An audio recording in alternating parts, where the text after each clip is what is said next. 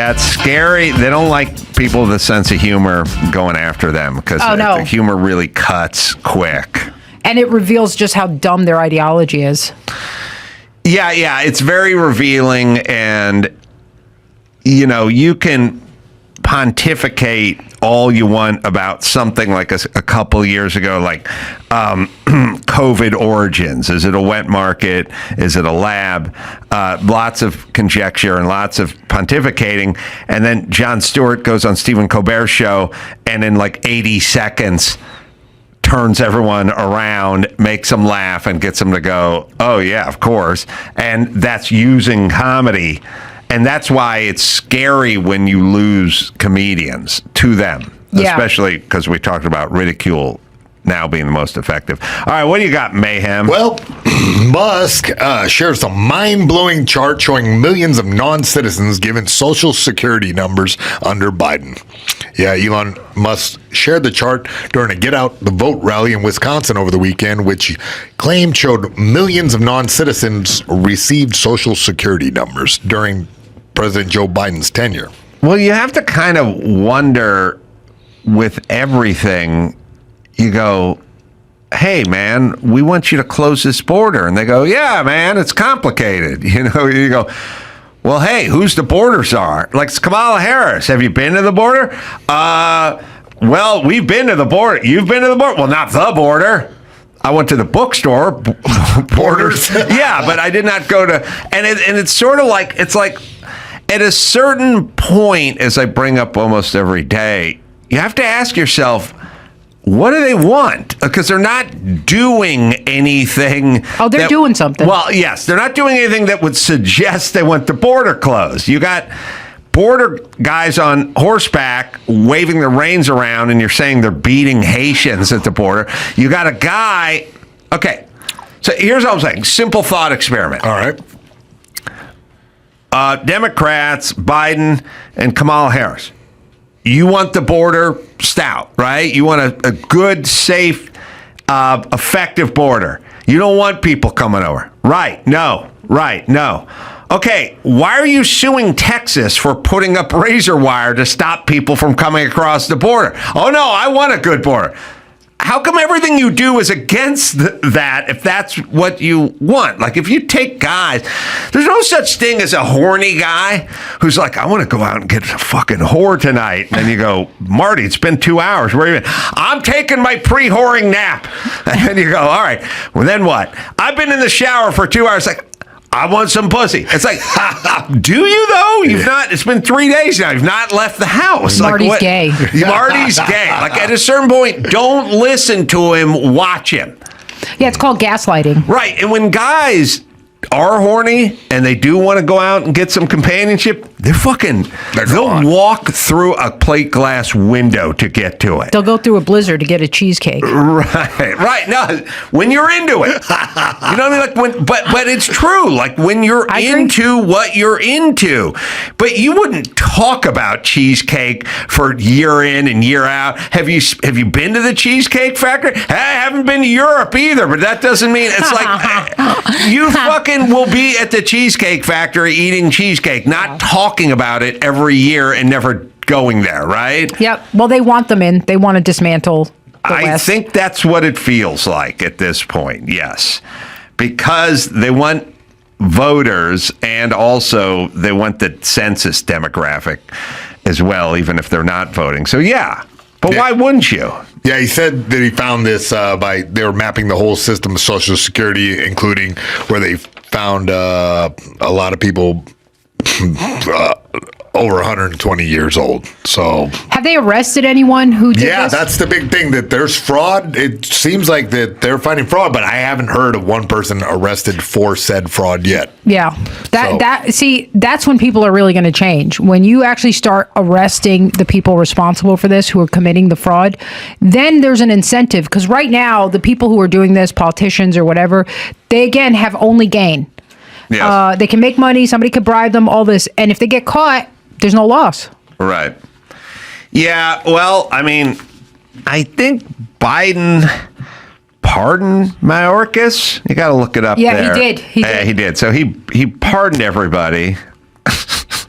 What does that tell you? Why would you wouldn't need to pardon an innocent man? Listen, I'll take a pardon if I can get one. Yeah, no chance of that. But no, well, they would say because of retribution and Trump's, what they do is they build the false dragon that is Trump, and then they go, why did you pardon your son? Because the fake dragon would come after him. Now, what I've said a million times, you don't have to pardon me for killing Nicole Brown Simpson, because if you said, let's get at him and let's lock him up for killing Nicole Brown Simpson, I'll go, what night was it? Yeah, I was in La Crescenta with my roommates watching Jeopardy. Like, you can interview them, check for DNA. Like, if I didn't do anything, if it was just nothing, like if you're just, let's just say Hunter Biden just did nothing.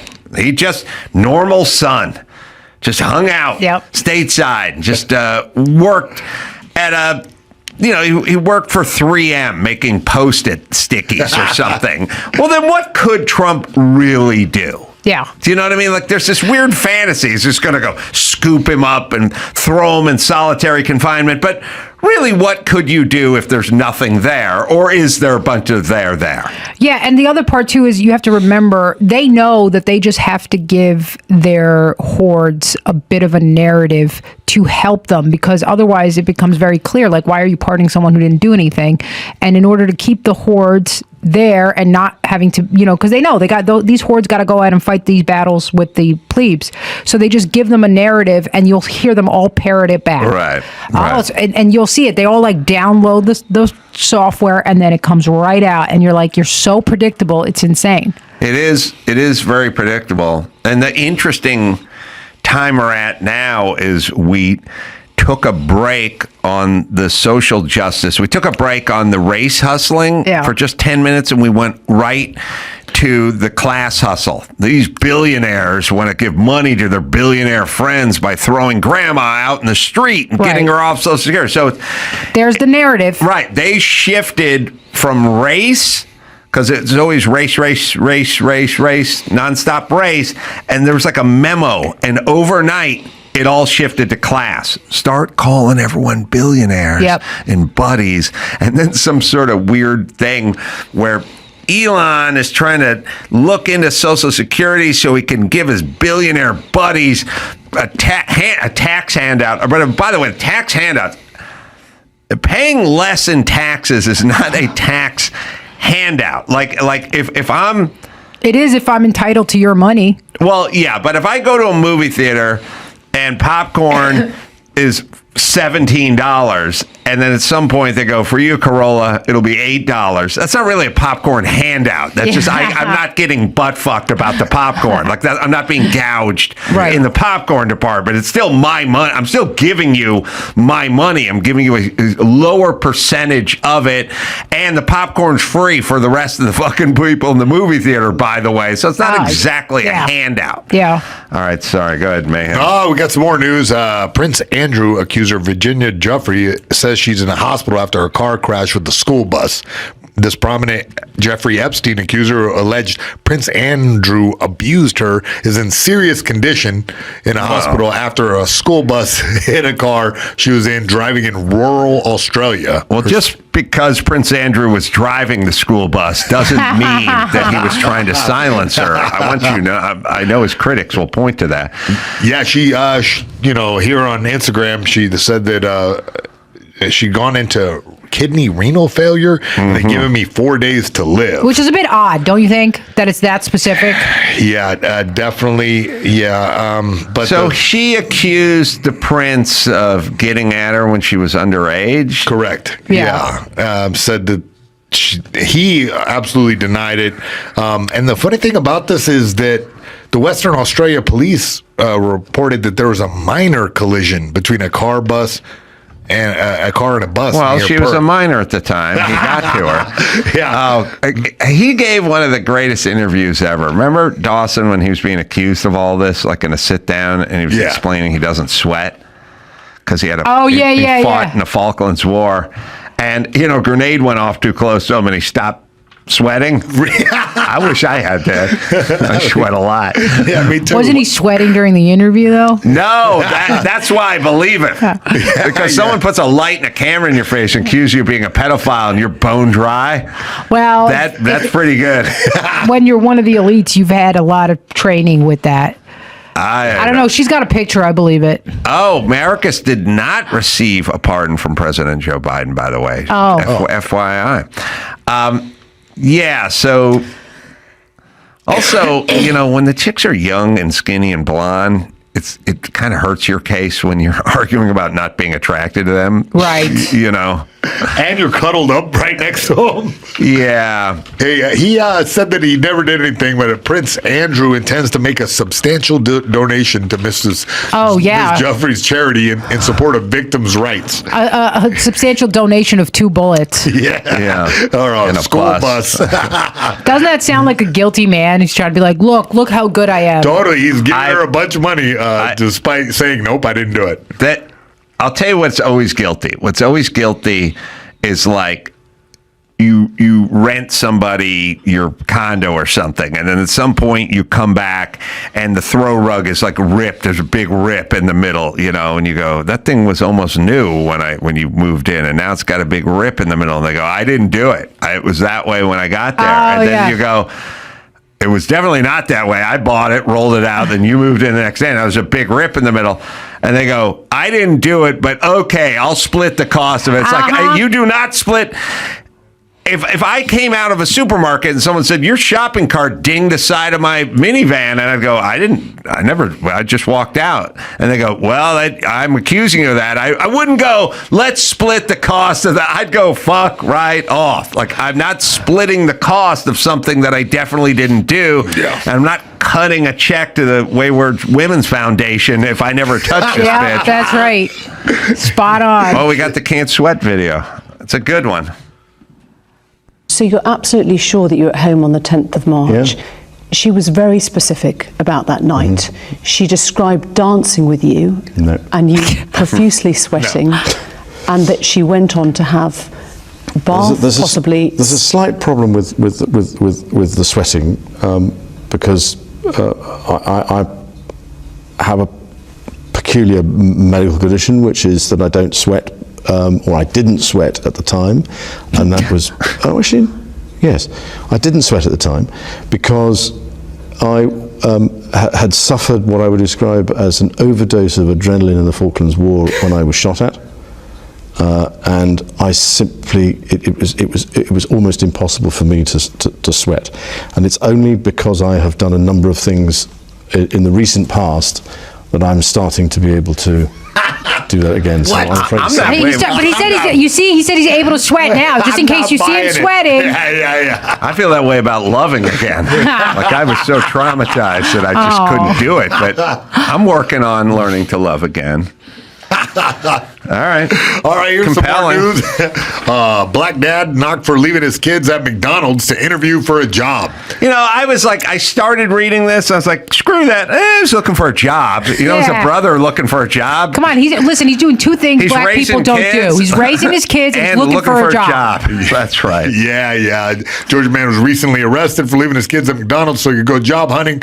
Chris Lewis left his 3 children at a Augusta area, Mickey D's, why job with also, don't put a slide in a Ronald McDonald Funhouse and a ball pit and shit. Half those places have kids. That's exactly right. You just leave the kid on the slide. Yeah. How old are the kids? Oh, 1. Yeah. One of the kids is 1. That's a little shady. That's why you have the 9-year-old in charge. A 10-year-old, a 6-year-old, and a 1-year-old. Yeah, they were left inside. Somebody got nosy and called the cops. Black men cannot rise above. This is why they have because the system. Look at what they do. The guy's trying to go get a job, and they get It's him. viral now. Somebody's giving this guy a job. Yeah, just because he pronounces it McDonald's doesn't mean. It does not. I don't know what it is with black people and the word McDonald's, but it's not. It's like axe and ask. Like for some reason.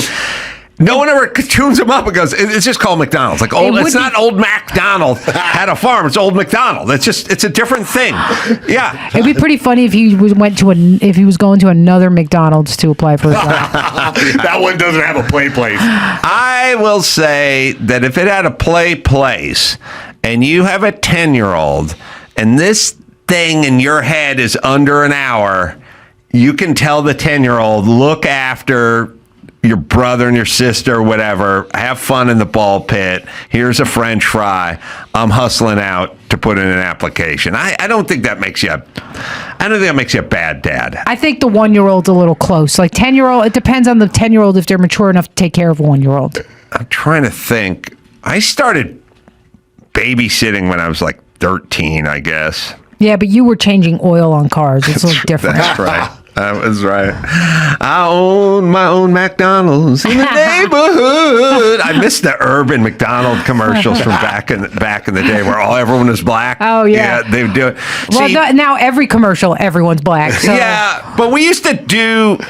See, back in the day, the white commercials would throw in a couple of token blacks into the mix, just a couple of croutons on top of the white salad there, but.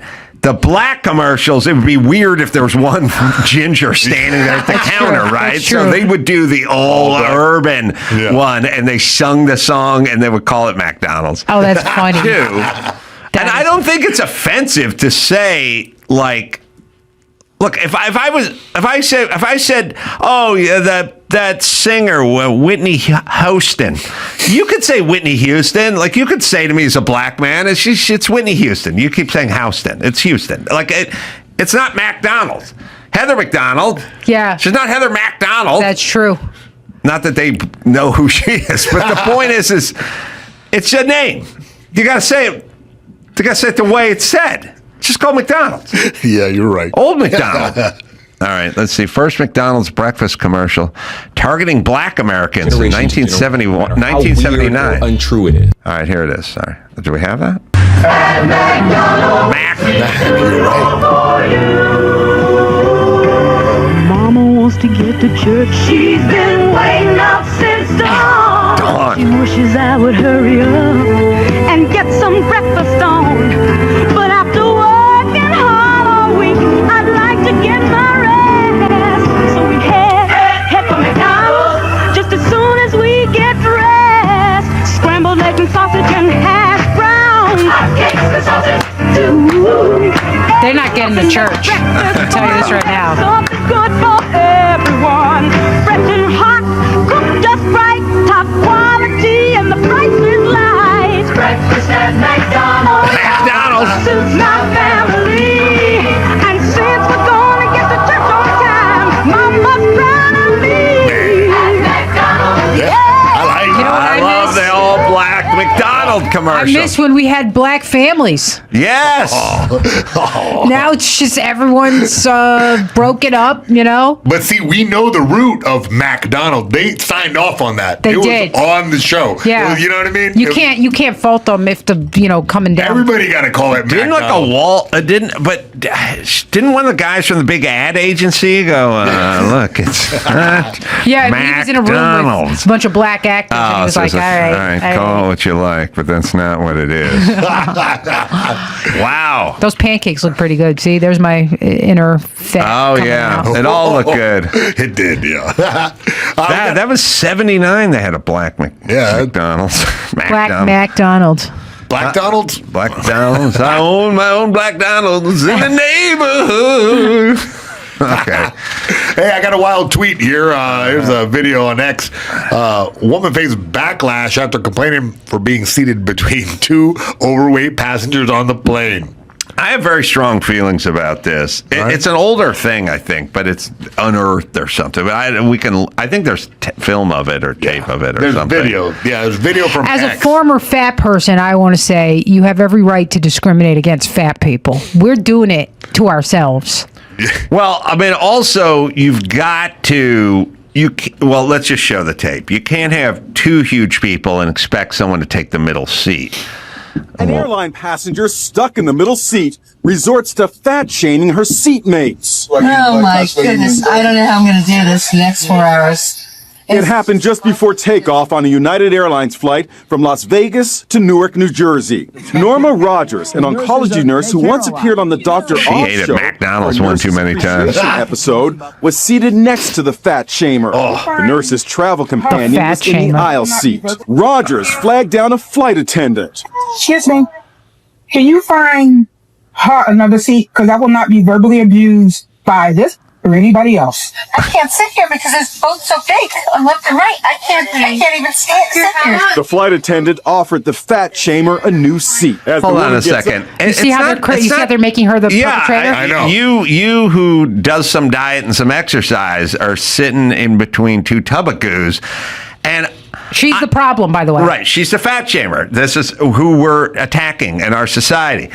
Those airline seats are made for 185 max. All right. You're hitting a little close to home over here. 195 max. They're not made for 400 pounds. They're not, but neither is the roller coaster at Magic Mountain. Like, hey, you can eat your way out of certain things. Yes. You know what I mean? That's correct. And if you have one on one side and the other on the other side, there is no lucite that you're pressed up against. It's you're slopping into the next seat. That's gravity, man. You're That's how it literally works. in my seat. I purchased a seat. And I know spaces. Those seats, visually, those seats are like 18, 19 inches wide, like max. They're not. This is 24 inches. They're not 24. They're 21 or they're 19 or whatever they are. If you got 3 inches encroachment on the right and 3 inches encroachment on the left, you're taking up 30% of my seat. Yeah. I bought that. It's just math. It's all just real estate. You buy real estate on a plane. Why didn't she buy, since she and her fat husband were going to be sitting together, why didn't they buy the middle seat and then they wouldn't have had this problem? And then do you see how they have to do it because they've been emboldened by this media that tells them that they should never be ashamed of anything and they're entitled to everything. Right, you're killing them. She's verbally abusing me. By the way, you're actually abusing me with your fat body. And she's verbally abusing me. And then even the news, the fat shamer. Oh, I wonder if that news guy would like to sit in between two tubalards. I like to do it. I just snuggle right up and go to sleep. All right, sorry, there's a couple seconds left. I got to also say, being on a plane with Indians who fart all the time, I'm not a fan of this. Not a fan of this. Yeah. Both so big on left and right. I can't even sit here.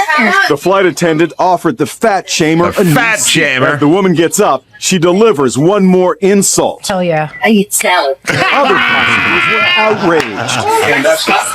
Why don't you sit in the seat? I love that everyone's outraged. She's making a lot of good points. I know. This was just the norm. This is what I'm saying. Like a few years ago, this was just the norm. This is how you would talk to fatties. Yes, the audience. I love that the other passengers were outraged. Like, go fucking, you sweat your ass off sitting in between those two. Well, again, easy virtue. They don't have that, Listen. Here's the deal. Said it once, say it a million times. Forget about weighing your luggage. Weigh your luggage. Bring as much lard in your ass as you want. Pack as much shit in your bag as you want. But you will be charged when you go. Remember those places that had the salad that you weighed back in the day? And you load up and then you weigh them. Oh yeah. And at the end you can spend a lot. You can spend $26 on a salad if you load it up. But if the guy behind you is going light, then his is like $9. But what you want to live in a world where you go, all right, that guy loaded up, he's $26. You went light, you're $9. Why don't you both pay $19? It's like, no, that guy weighs that much. That's what he weighs. They do it with your bags. Yep. Just do it with you. Just everyone weighs in. Everyone weighs in. You're going to have a lot of women crying. See, I've argued this a lot. Yes, but women mayhem. What were you at max peak capacity? 185. I was like 185.6. That was max fitness capacity. Oh yeah, That was my fitness weight max too. Load? Oh, Max load. 280. 280. Yeah. I was 100 pounds off my fight weight before. What? Look, women are catching up, but men traditionally weigh 50 pounds more than women. Yeah, not me. Sorry. So, all right, but even mayhem would weigh more than you. Yeah, he would. Yeah. That's what I'm saying. And even at peak, 280, you were actually 50 pounds more than me at peak, guys. Okay. 227 at peak. Okay. All right. So your fighting weight, heavyweight was that weight. Okay. Why shouldn't Mayhem pay more than you, is what I'm saying. Well, he's not going to spill into my seat. And women who go, whoa, women aren't going to like this. But if the average woman, what does the average woman weigh now? 175 pounds, and she's size 12 and 5'4" or 5'5". Really? Yeah. Is that average? Yeah, they're pretty fat now. That is sad. Yeah. But if that's true, the average dude is still bigger. Oh, yeah. So women would pay, on average, less for their airline ticket than men. And you wouldn't subsidize us, is what I'm saying. There'd be a lot of people spitting into a cup right before stepping on the scale. I'd have the guy, my trainer, hold the towel out in front of me because I get naked. Not stripped down. Drop your chonies. Got to take your shoes off. Every woman knows that. Take your shoes off. Make Take sure a you piss. go to the bathroom. If you're lucky, you get to poop before you step on the scale. Stand on your head. Yeah. I know all the tricks. Stand on your head. Yeah. What's that do? Yeah, put all the blood in your head and then lean over. Oh, we move your fat noggin off to the side. That's a I'm going to trick. try that. I'm going to try that too. Got me out of trouble before. All right, Dawson, what is the average woman weigh? Is it really 175? It might be a little more than that, actually. 1 second. I had it. Let me get it back. All right. More and 5'4", did you say? 170.8 pounds See? for 20 years of age. 20? She's like a size 12, right? 40 to 59-year-olds weigh 176. Wow. So I was pretty good. You're right there. Jeez. And the average height, in case you want it, is 5'4". Yeah. That doesn't bode well. That is not good. What's the average dude weigh, though? We'll see how much we can save you on these airline tickets, because it's going to be more. It's going to be more. And wouldn't it be nice? Then you could pack an extra 40 pounds worth of luggage for free, That would essentially. be great. Yeah. All right. I'll let you find that, Dawson. Anna's out there. So speaking of fat, she'll figure out a way to keep you from getting fat. We'll talk to her in a second. United States average man, age 20, is 5'9", and tall and weighs 200 pounds, basically. So we still got 25 or 30 for the 20-year-old. We got 30 pounds on it. You pay that much more when you buy your ticket. I think everybody just weighs more these days. People, if you go back and look, people used to be so tiny. It's kind of Talk about it all the time on the show. Yeah, there's everybody's on a digital lifestyle, sitting in their car nonstop. It's just how we are in America. Yeah. This crazy part is Anna's friend and my friend Vinny Tortorich always brings up. He goes, "Look at a picture from Woodstock. Yeah. Skinny as shit. Real skinny. Skinny. Oh, we were watching here the other day. Dawson, you may know what it is. There's a video out there that is like parking lot interviews in New Jersey from 1987 when not Motley Crue, but like Metallica. No, was it Metallica? I think so, yeah. Would you watch that vid with me? I did, yeah. Yeah. Was it Metallica? I thought it was another Judas Priest. Yeah, you're right. I think it was Judas Priest. And they were interviewing everyone in the parking lot they were tailgating. Look at the size of these dudes. Well, that woman's a little thick. The woman's a little thick. The dudes are bony as shit. Yeah. Like when you watch it, every dude has their shirt off and you can see like every... Because like processed food was not the way it is. I mean, these guys weigh 137 pounds. Yeah. I think they're each probably about 170. That guy's probably one. Guys weigh more than they look like. Guys weigh more, but that ain't 170, man. Maybe he's 160, that guy. Oh, there's one fat guy. We got a couple Mexicans. Whoa, they're looking to Metallica. How do you like that? See, Mexicans used to assimilate. Yeah. Now, is it one's wearing a Metallica shirt, the other's wearing Iron Maiden, so now I'm confused. All right. They don't know what it is. They just got there. It's Iron Maiden, I guess. And look, they're skinny as shit. I watched this whole video with Mayhem, and they're all skinny as shit. Everyone was skinny. This is 87. It's not 67. Yeah. And this is New Jersey. You know what I mean? It's not Bangladesh. Yeah, that's when they started putting corn into everything. Corn Exactly. syrup, Yeah. corn, Yep. And subsidizing. palm oil. Yeah. Lots of chemicals messing with people's hormones. Yep. All right, Leonardo. This has been fun. Yeah, I had a great time. Thank you, guys. I'm going to put your website out there. Thank you. Leonardo is funny.com. And she is, because I've seen her do stand-up Yep, more and they than can check once. out my YouTube. It's the same thing. Leonardo's funny. Dean's special out as we speak, 5836 on YouTube. First special, so check that out. It's free. What's the length of it? 40 minutes. Oh, good. Perfect. Bite size. Perfect. Yeah. Produced by Bill Burr. And how's Bill doing? Bill's out on Broadway now? I'll tell you what, man. I just was there a week doing press for the special and went and saw him do Glenn Ross. He's doing the role of Moss. And I actually kind of teared up in the crowd because I'm Really? like, there's my fucking guy. And he's doing Broadway. It is nuts to see it, with Culkin and Bob Odenkirk and the dude, Michael McKean, Lenny from Lenny. Michael McKean? Yeah. Yeah, he probably likes Spinal Tap better as a reference, but go ahead. Well, what was weird was I was backstage talking to these guys, and I had no idea that he was the Spinal Tap, and they got the new one coming out. Yeah. And I was thinking, like, fuck, because he didn't have the wig on or nothing. Right. You know what I mean? Right. He looks way different than, I haven't seen the guy in years except for a wig or as Lenny. Yeah, Lenny and Squiggy. All right, you got news? Got some news. First up, embattled New York Attorney General Letitia James ducked reporters outside her Brooklyn home Wednesday, refusing to answer questions about her simmering mortgage fraud scandal. Yeah, this is a problem for her because she brought the same charges against Trump and then kept saying no one is above the law. Yes. And they were kind of chicken shit charges with Trump. But if you keep saying no one's above the law and you do the exact same ones against Trump, now you're fucked. Yeah, that's the problem. She allegedly falsified records to get sweetheart home loans for Virginia property she claimed as her principal residence while she was still serving in New York as a state prosecutor. So she moved some stuff around. I don't know. I think that what you said at the top of the show, how once the system's in place, people immediately start grifting. You have to really figure out what is a grift. You know what I mean? Yeah. Where they go, these fat cats, they got to pay their fair share. It's like I pay millions of dollars in taxes, so I'm looking for ways to pay less in taxes, but I still pay millions of dollars in taxes. But yes, I leased my car and I called it a company car so I could write off the mileage. Yeah. But am I driving it to work and back only? No. Sometimes I go out to eat in it, and yes, sometimes I go out to eat and I'm with Kimmel, but we don't talk about business, but I still claim it as a business.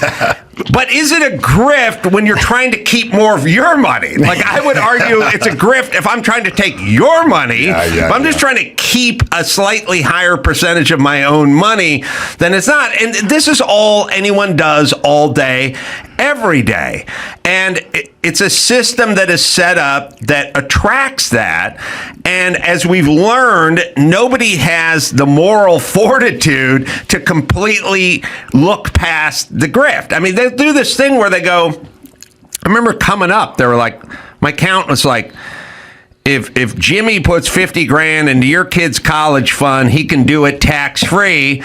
And then you could put 50 grand into his kid's college fund and that would be tax free or whatever it was. And I go, well, is that legal? And they go, yeah. And I go, okay, then do it. Yeah. You know what I mean? Because I'm already fucking paying enough.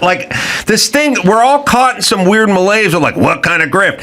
Everyone, if you can get a couple of points shaved from your mortgage or loan or a little better deal, or you say this, you call your office, your fucking room that you watch YouPorn in and eat pastrami sandwiches while watching YouPorn, while beating up. That's my work office, dude. I got to ride off that futon. That's all we do. Yeah. Which is fine. But when you then accuse other people of doing it, be prepared. Yeah. So she's jammed up. Yeah, it could lead to criminal charges. Well, because nobody who is successful doesn't have instances of this somewhere. Sometimes, and oftentimes, they're unaware of it. Yeah. Because they have accountants that are doing stuff, claiming stuff, filling out the paperwork, so on and so forth. But she said no one was above the law. So now she's fucked. Yeah, no plausible deniability. So they'll fucking throw the book at her because that was their plan. But and I agree with everything you said. The other thing about this situation is this is the perfect example of accuse your enemy of that which you are guilty of. Well, there's a lot of that going on these days. So good. Throw the book at... Well, she could throw the book at herself. Yes. Self-inflicted book. All right. Liberal outlets say that dogs are actually bad for the environment. Mother Jones reposts the Guardian report about dogs being environmental villains. We don't, we focus a lot on cows farting, but we leave St. Bernards out of the mix. I would say dogs do their fair share of blasting off, too. Oh, those big fuckers, man. Like in New York, there's people that have the big St. Bernards and those Great Danes and everything. Mastiffs, yeah. Yeah, those things are farting. Well, look, how could it not? We take animals, we slaughter them, we feed them to these guys. They go outside, they take a dump, they come back inside, they fart. Yeah. Of course. I mean, by the way, don't forget the plastic bag. everything is bad for the environment. Microplastic. All of us are bad for the environment. The whole, yeah. Every human is bad. Yes, everything is bad for the environment. Yeah. Everything we do, everything we want, every bit of air conditioning, every bit of transportation, the bitches who just went in orbit a week ago, all bad for the environment. Yeah. The costumes that were made, bad for the environment. Tires. The fucking Gatorade they drank on the way up was bad for the environment. Everything's bad for the environment. Well, everything. This study was not so much about the farts as so much as the dogs decimating penguin populations in Tasmania, any kind of flea or tick medicine that gets Penguin washed population. off. Yeah, What because the this is an Australian review. It showed that they destroyed the island of Tasmania. The penguin population decreased. They kill. I'm going to go out and say this. Invertebrates because of the flea and tick medication. I'm going to say this. Into the water. Yeah. All right. Yeah. We love koala bears. Yeah. We love panda bears. Yeah. And we love penguins. Yep. But we don't need them. Oh. We don't need them. I love them. We don't need them. They're kind of like hot chicks. Like you love them, but you don't really need them. I need them. You think you need them. When's the last time a penguin fucking helped you out? Oh, man. Just looking at them, man. They're I'll like, show you a picture of a penguin and you'll be fine. Yeah. We don't need them anymore. when you see them, though, they're like, instead of taking antidepressants, you're like, oh, fuck yeah, penguin. But we got enough footage of penguins to keep you off the pharmaceuticals. I'm just saying we don't need them. Well, I'd rather have them than those fucking Australian snakes. They got like 13 of the most deadly snakes out there. But someone who knew more, like someone who knew what they were talking about would say, without those snakes, the rat population would be out of They control. always say that. But no one says without penguins. Without penguins, we'd be missing a couple premises for movies. That's about it. They're just premises for movies that come along every 6 years. Apex cuteness. Yeah, they're apex cuteness. Pandas, we don't need. Koalas may do something. Pandas just sit. Pandas are the best. But they don't do anything.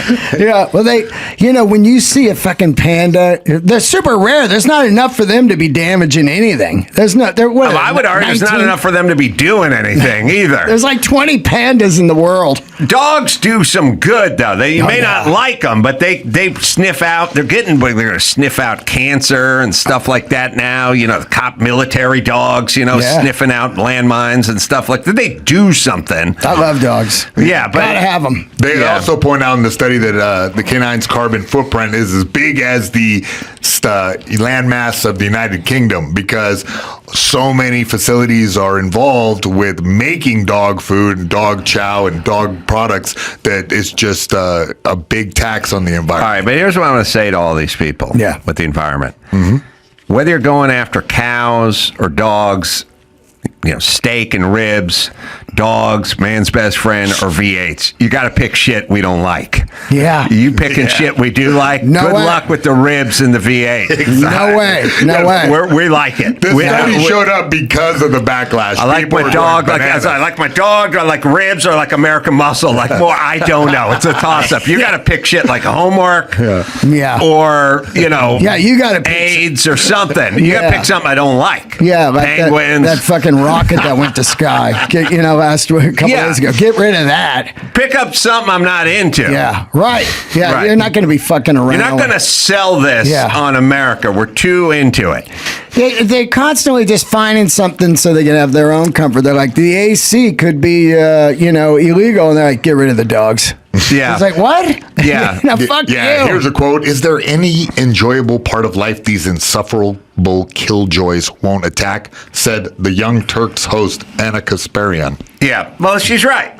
They can't go after the good stuff. Go after shit we don't really care about. This is. Does he say it's from Australia? Yeah, that was the study. Okay, I've tried Vegemite. It fucking sucks ass. It tastes like you know when you put an old copper penny in your mouth? Yeah. Oh, That's not a sandwich. This is a sandwich. Okay.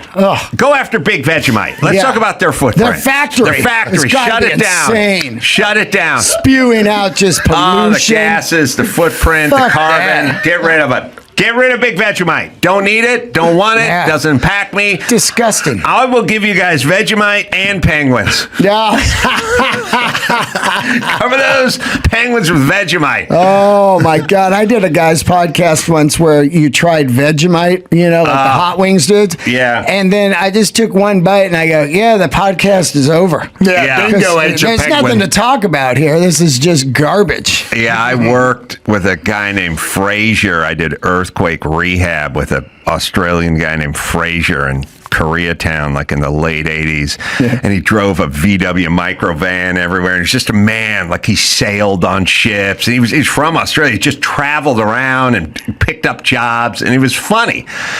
And he liked me. And he had a crazy sense of humor because he's Australian. And he would have lunch in his minivan. Yeah. And he just opened the camper van, slide the door open, sit at the little fold-out table there. And he's like, you got to try Vegemite. And I was like, all right, I'll try anything. And he fucking smeared some on a cracker. And I just But went, what the fuck this. is it? I never. It Okay, looks listen. weird. Yeah. Whenever you use the word yeast and fermentation, unless we're talking about beer, I'm out. Like it's like fermented yeast paste or something. It's gross. I mean, it's absolutely gross. Make toilet wine out Never of that. tried it till a year ago, and that song was huge. And I'll have a Vegemite sandwich. Yeah. And I never knew what the fuck it was.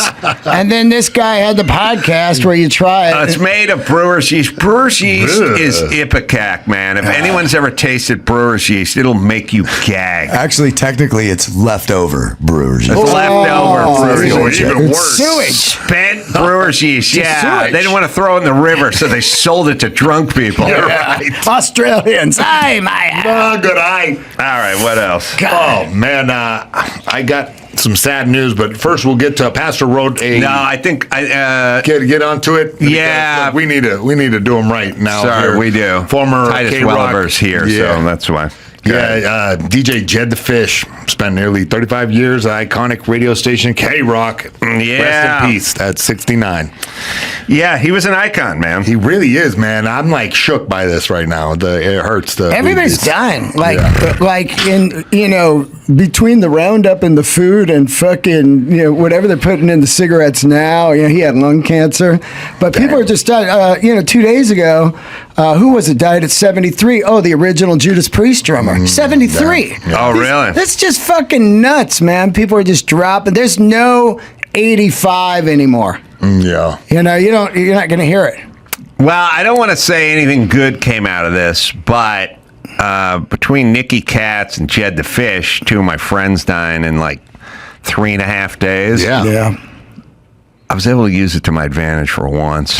Oh, no. No one ever feels sorry for me, but I had my girlfriend last night going, what are you being such a dick for? And I just go, I had 2 friends die in 3 days.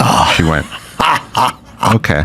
I'm sorry. Well played. And I thought it's the only time I've ever been able to play a card. Yeah. Because everyone just thinks I'm a dick and no one cares all the time. And there's nothing I can play, but you got two friends drop in 3.5 days. Oh. You can play that card. I like he's got the Devo hat there, the helmet. Yeah. In the blue. It's Probably the blue meat roast. version. Yeah. Jed was a character. He was a staple. K-Rock was huge. He was there when I got to K-Rock. He was funny. It was funny. He has this beautiful, big Victorian home in Pasadena, California, crazy old 20s, colorful. I saw it in part of the obituary. And I went there when because I love homes, you know. Oh, yeah. And this is beautiful. I mean, you'd probably find a picture of Jed's home, but, you know, real Pasadena, old school Victorian style. Done to the nines. Beautiful, yeah. And I had a great afternoon with him. Like he knew I was a carpenter when I started off at K-Rock, and he invited me over one day.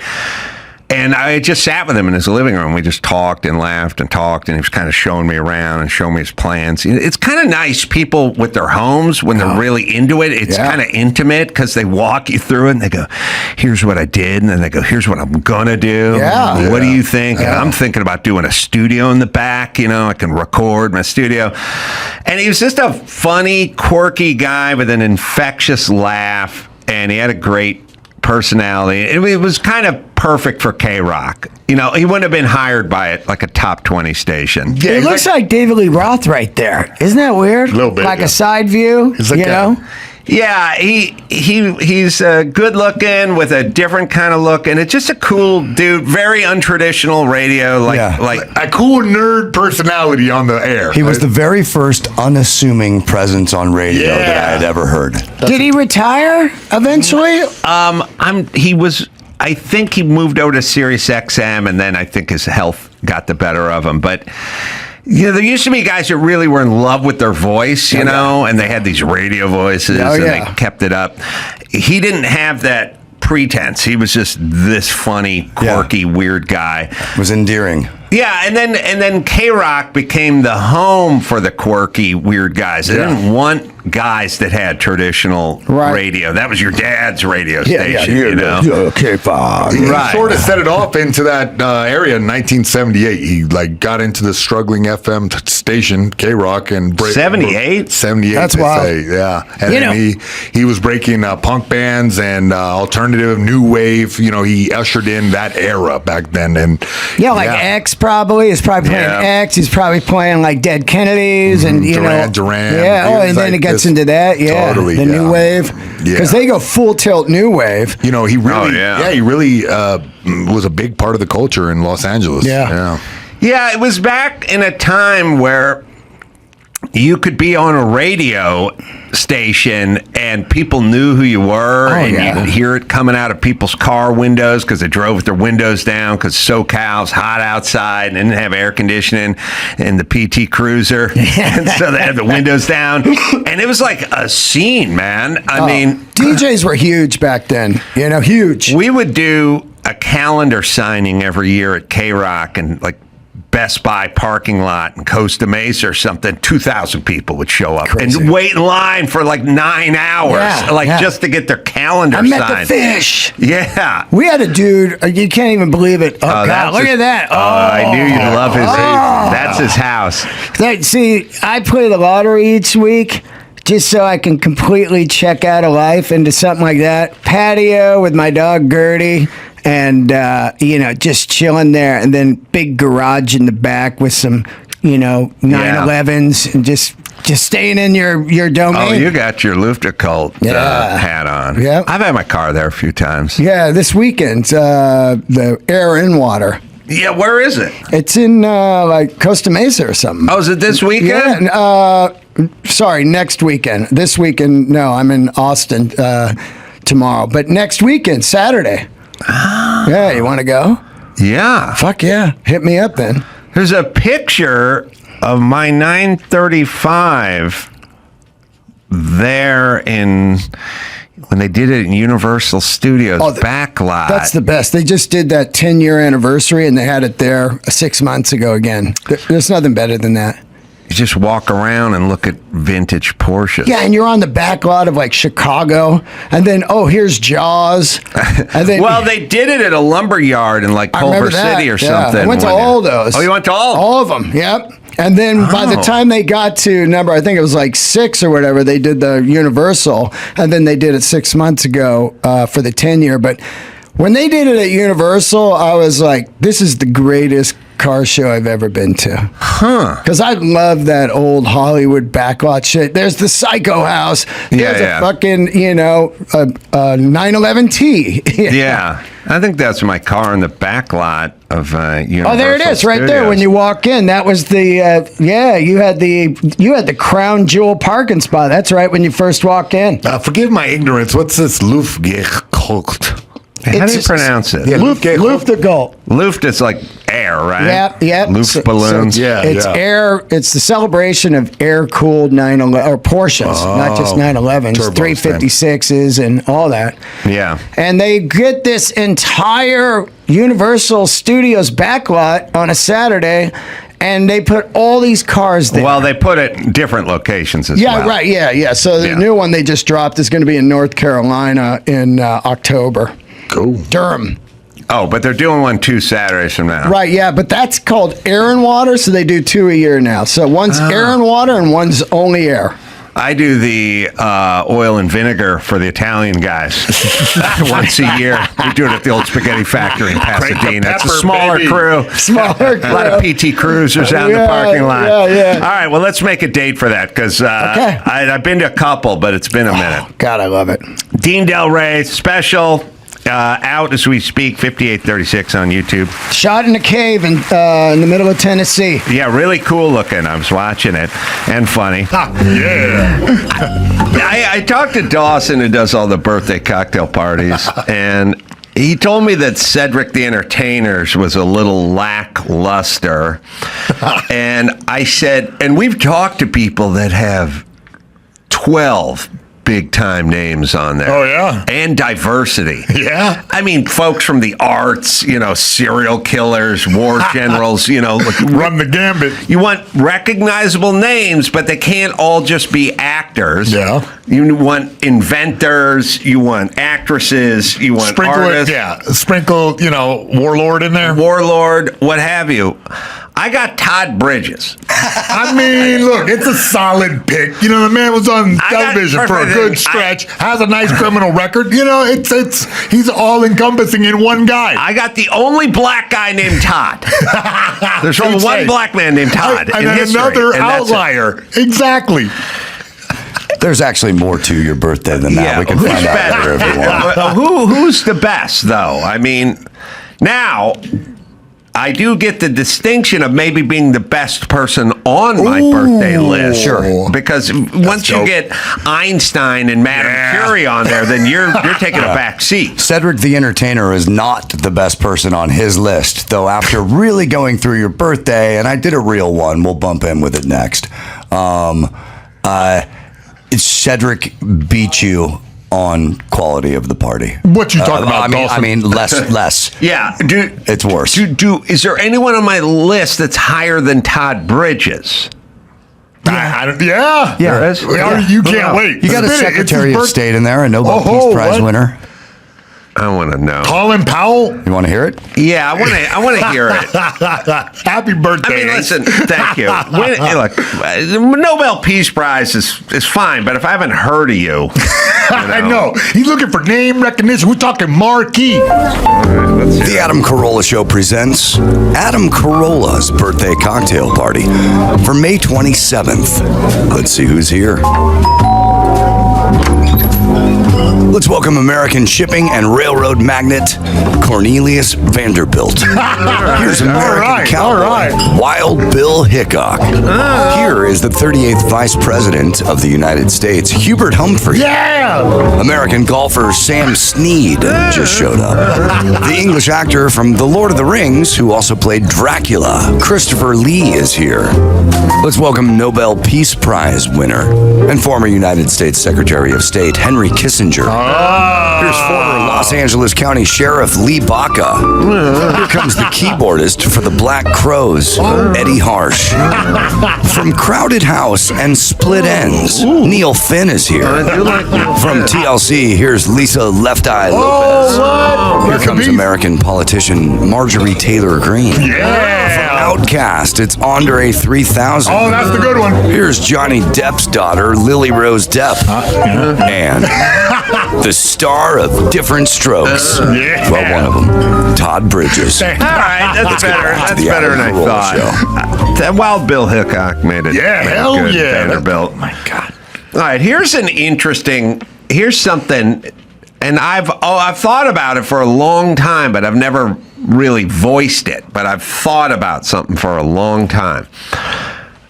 But it struck me when all the controversy with Comey the other week, where he's like, I'm walking down the beach and I see some seashells and they say 86-47. And I look at my wife. I like when guys do I like when they do a reenactment of something that didn't happen. My wife says, what's that? And I go, I don't know what that is. And my wife says, well, we should take a picture of it and put it up on Instagram. And I'm like, yeah, okay, I'm sure your wife is spearheading this whole movement, but all right. But also, you're allowed to say to your wife, how about we don't?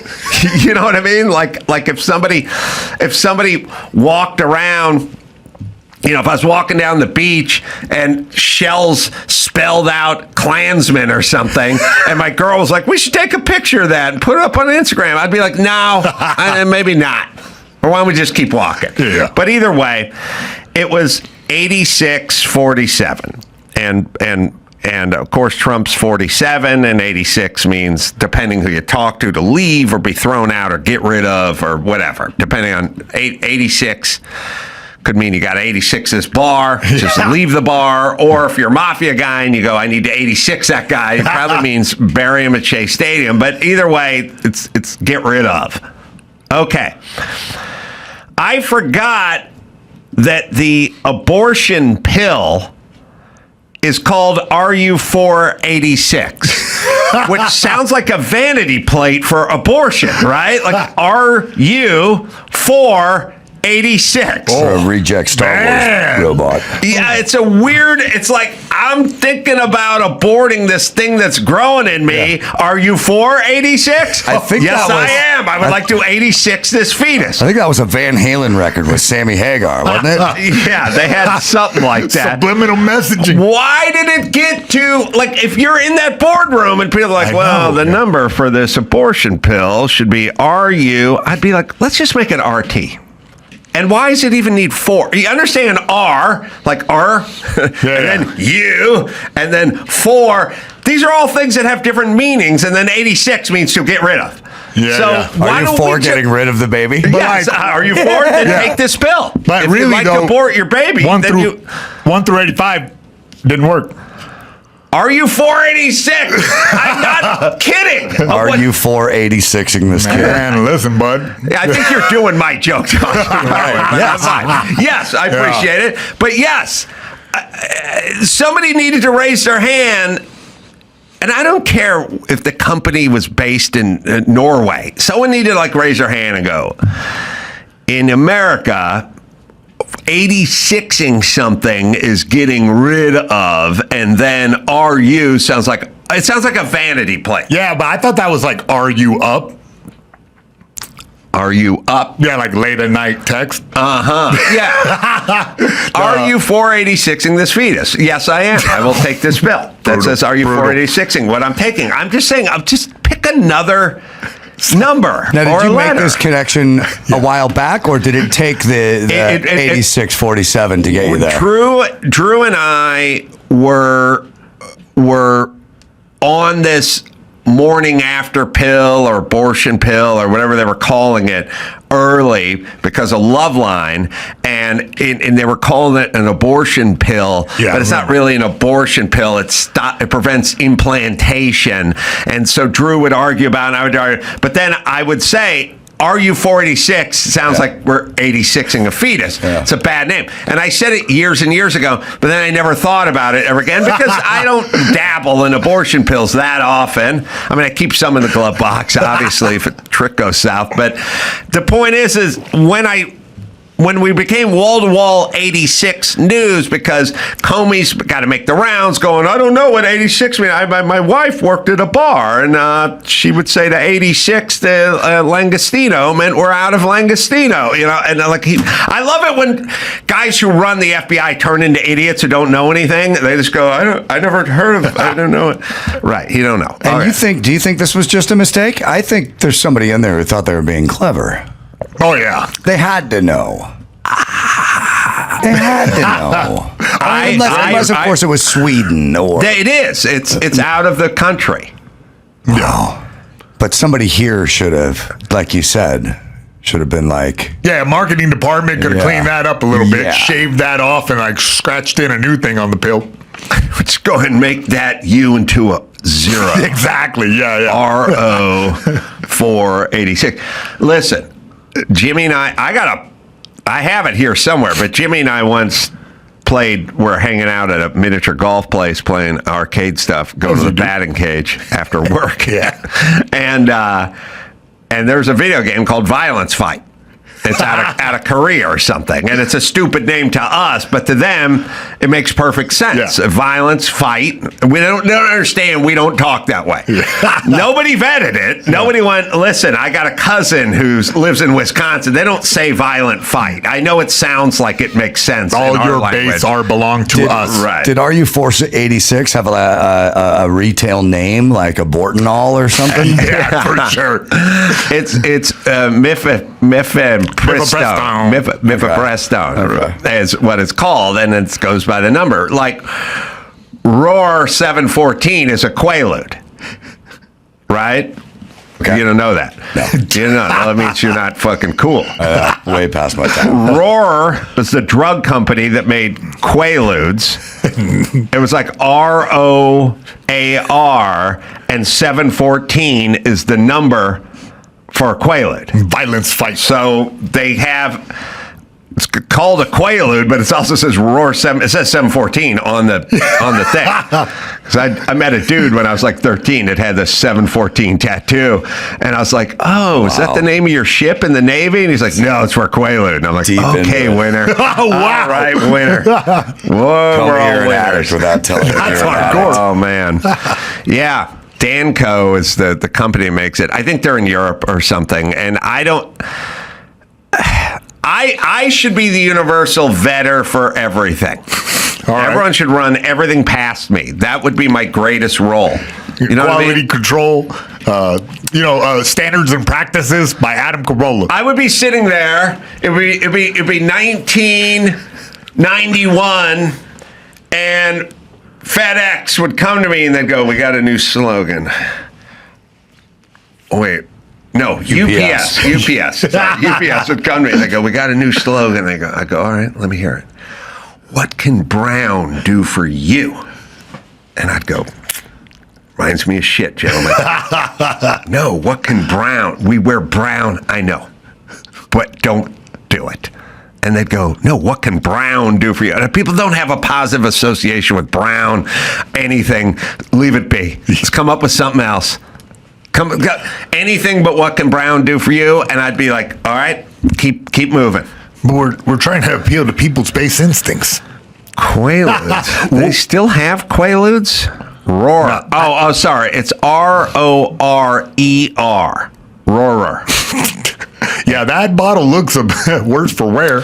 I'll tell you you want to know what the best advertisement for a Quaalude ever was?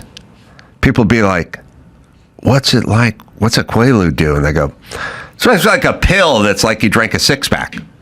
And everyone went, Oh, wow. That's a good pill then, isn't it? Yeah. Yeah, I don't have to drink a I just six-pack, know I it just from, take a pill. from Wolf of Wall Street when the guys are just off their face, dragging along the carpet, can't get off the floor. Yeah, Yeah. it fucks you up. All right, what do you got? You Look, got news? get your mad first. The Democrats spending millions to learn how to speak to American men and win back the working class. The party leaders are holding up in luxury hotel rooms on a strategy codenamed SAM, Speaking with American Men, a strategic plan to try to convince the working class voter to vote their way again. Here's the thing, people. The whole idea that you're having a meeting of college-educated people to try to figure out a way to communicate with folks that work with their hands is off already. Yeah. You need to... Here's the problem. Stop trying to convince people you're something and start becoming that you're trying to convince us you are. You know what I mean? Like, Kamala Harris never worked at McDonald's, but she wanted to convince us she was the kind of person that worked at McDonald's because then we would like that kind of person. You're going to have to just find that kind of person. Yeah. You're not going to convince people that's who you are. You're not. You don't know that world.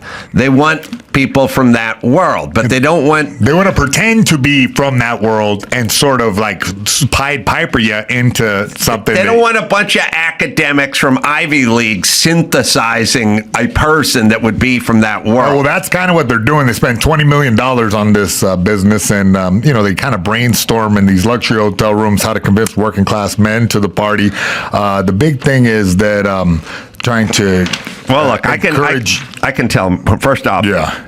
Those dudes are not down with any of your he-she bullshit. The big they don't thing want is any of it. They're also not down with brainstorming in luxury hotel rooms.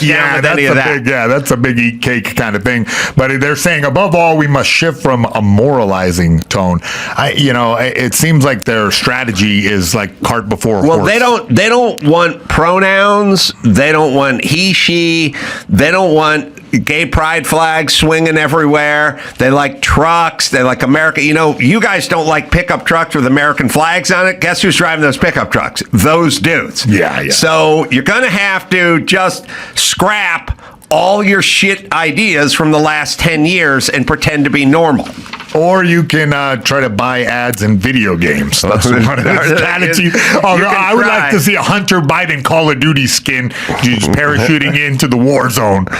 You can try to convince people you're something you're not, but you just tried that and it didn't work. So stop buying advertising and start acting normal, and then those people will get down with you. But your people then won't be down with you. They're not huge fans of Palestine. They like a secure border. There's tons of shit that they don't want you to outlaw internal combustion engines. That's all that. Just some brass tacks. You're going to have to completely change your raison d'etre. And they don't like to use the term raison d'etre. So I'm going to stop. I hate it. Yes. All right, an exclusive restaurant in Miami sent many into a spiral after revealing a cocktail that comes with a $33,000 price tag and a Birkin bag. Okay, I cannot. This. Let me spell it out, though. The drink called, it's not a bag, it's a cocktail, features a cocktail consisting of Belvedere 10 vodka, grapefruit oil saccharum, and Lillet Blanc with the peach garnish and a side of caviar served inside this Birkin bag. I mean, come on, 33 grand. Get your lady something nice. Listen to me, everybody. That we did this a lot. They go, oh, it's a martini for $1 million. It has a diamond in it. It's like, okay.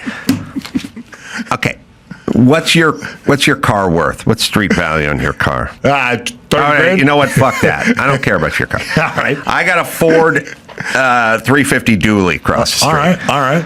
It's got some miles on it. Yeah. It's probably worth 11 grand max. Yeah. Okay.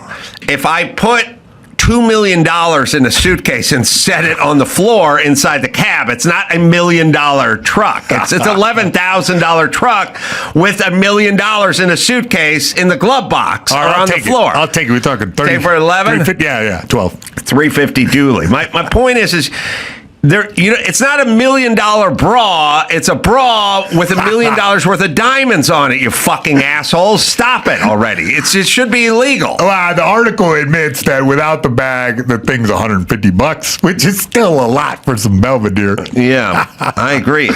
Yeah. All right, but I don't like it. It went away. They did it for a while, but it's going viral again. They're trying to get us to talk about it. And we did. We did. They fooled us.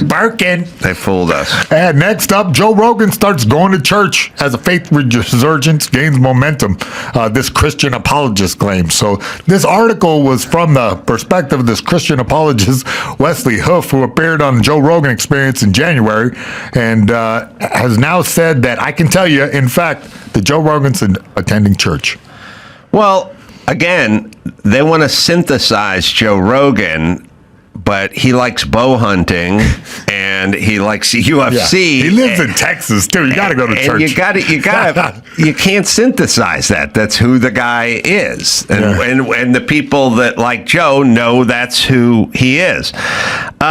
I don't mind. I mean, I've been going to church off and on. Yeah, what's up recently? With that? Ace, tell us about it, because that's interesting as an agnostic guy always on the radio. I am not religious. I realized that our society was probably better when we had more religion. People are rudderless now, and they're fucked up, and they're a mess, so it kind of kept people in their lane a little bit. There is religion in my world is not that much different than therapy, and that people go, well, you got to get a good therapist. And then I go, you don't really have to get a good therapist. The process of going somewhere once a week for an hour to sit down and sort feelings is the process. You know what I mean? Yeah. It doesn't. I mean, as I think about it, I've had a lot of conversations with different therapists in my life, and most of them weren't gifted or good or anything. But the process, kind of pouring that out, of sitting down and working on yourself, and so the process of once a week going, no phone, no vices, no nothing, no distractions. I'm going to sit in this place, and I'm going to spend an hour with my own thoughts and quiet and hear stories that other people have and stuff like that. Like it's probably good for your soul, it's just good for your process. You're talking about prayer. Yeah, but I don't pray. I mean, I don't believe in any of it. But it's meditative? It's a thing where you just go, I am going to make time to put my head, okay, so what do I do? Well, you could sleep, you could watch TV, you could write comedy, you could wrench on a car, whatever my day is, talk on the phone, complain to people about stuff, like whatever my day consists of, this will be an hour a week where you don't do any of those things. You just sit and you listen. Yeah. You don't talk, you just listen. And the person could say something that no matter whether you believe it or not, it always has some message or kernels of truth in it, even if it happened or didn't happen. You know what I'm saying? And then you just sit there and you absorb it. And so that's what you do at church. That's what I do. I don't know what everyone else seems to be moved. I mean, I'm probably the only one in there who doesn't believe in Jesus Christ. I may be the only atheist in the church. But don't you think that's going to chip away at your resolve, and then one day you might become a Christian? I would like to be religious. I'm just not. Yeah, I always hear you say that, but that seems like something you could do if you wanted. You said you would like to, so it sounds like you're taking the first steps. I would like to believe that something existed that I don't think exists. That's pretty beautiful. But I don't think I'm going to convince myself. You don't think so? I think maybe I've seen it happen. Well, in prison, yeah. No, not in prison, outside, bud. I listen, you could either be religious or you could lead a more religious life. Either one would be okay with me. I'm fine. You can just act as if, you know what I'm saying? But I don't, no, I don't believe. I wish I believed. You don't think you could start to learn to believe through repetition? You know, at one day, God would just crack up in there and say, hey, I heard you were atheist. Probably could get closer to it, but I don't know. I mean, maybe... Yeah, you never know. Like a miracle happened, like my stepdad picked up a check or something like that when we went out to eat. Like something would have to be shown. Yeah, you know, believe in Jesus after that. I'd have to see a miracle, divine intervention on the check. Yeah, something like that. Yeah. All right, whatever. All right, what's the next one? We got the Russian teams remain banned from the 2026 Olympics. I mean, it's an interesting story here that Russian teams, including the powerful ice hockey team, remain banned from next year's Winter Olympics as part of Italy as sanctions for the invasion of Ukraine in 2022. You know what's funny? Well, and I'll tell you this, it's just to the team sports, and a lot of the singular athletes are competing as neutral athletes. Oh, so... Yeah, so figure skating, these type of... I think maybe wrestling, I would assume the last year that some guys competed as neutral athletes, but yeah, the teams cannot play, but the individuals might be able to make a case, yeah. I was thinking about the other day. Remember the whole time Trump is running for election, whether it's Hillary Clinton or whoever, all the fucking idiots, the same idiots are like, that's Putin's best friend. He's going to get in there, and Putin's he's a cat's paw for Putin. Trump is just going to do the bidding of Putin, and he's buddies with Putin. It was all Putin. Remember Putin, rootin' tootin' Putin, Trump and Putin tootin'. That's Trump. Now he's been in for 4 months and trying to get fucking Putin to quit the war in Ukraine, and like Putin doing nothing. He's not listening to anybody. Trump just said he was crazy. Like, what the fuck with Putin? I'm just saying, Hillary Clinton, if Trump is Putin's best friend and Putin's Trump's best friend, why won't he listen to Trump then? Trump keeps begging him to stop the war and he won't do it. He's just escalating it. So does he have power over Putin or not? I would argue not, because he's not listening to anything he says. And he's calling him crazy. But somehow Putin was Trump's best friend, but now his best friend won't talk to him about stopping a fucking chill war. Out. Yeah, maintain, dude. God, it's so unnecessary. It's just wars. Have to keep going. It's so weird, right? I know. It's 2025. Here we are. It would have been over, and it would have been a utopia by now. But it just keeps on slogging on. People would sort of learn a lesson and kind of want to get on with it and whatever. Nope, not doing it. No. Not doing it. No. I would still got to kill people. Man. Yep. Yeah, so anyway, they're not going to compete as a team, which is good for our hockey team, right? Yeah, definitely good to take out the top concern. I'm curious because what they usually do is they have like a new flag. You get to, people from other countries that can't be represented. They all walk together under the neutral flag, right? Yeah. Why can't teams do that? I know that's what they say in regards. It's because it's based on the fact that by definition, a group of individual neutral athletes cannot be considered a team. Oh, that does make sense, though. Yes. Yeah, so it's like a technical snafu. Okay. We beat Canada in hockey recently, I think. And then we lost. Yeah. We're pretty good. We got like great teams. Figured out. I'll tell you, we did something amazing. We figured out how to win at a sport without using the black man. But it's not easy. Now, if you want to kick the world's ass in football or basketball or something, we'll just get the brothers involved, and then we'll just whoop up on everyone, even baseball. But hockey remained white and figured out a way to beat the world. Now, maybe it's enough Canadians relocated or something, or Russians or whatever. No, we found some black kids that could kick ass. They could play hockey. Yeah, we put them in there. We sprinkled a few brothers in there. A few brothers lived up north. That's not the when you see the team, that ain't They're it. milky white. We just won the championship or whatever it was with white dudes in the United States. Corn-fed dudes with French names. Yes. So we figured it out. Tip of the cap, white man. Also, let's see, what day is it? I'm going to be in Bellflower. First show is sold out on Saturday, but there's some tickets for the second show at the Stand-Up Comedy Club. And you can go to check that out if you want to come out and say hi. I'll say hi after the show. Also, the new vlog is out today, the tour of the Palisades with Elaine, who I'll explain her. But I've been covering the Malibu fires, and now I got into the Palisades. Oh, wow.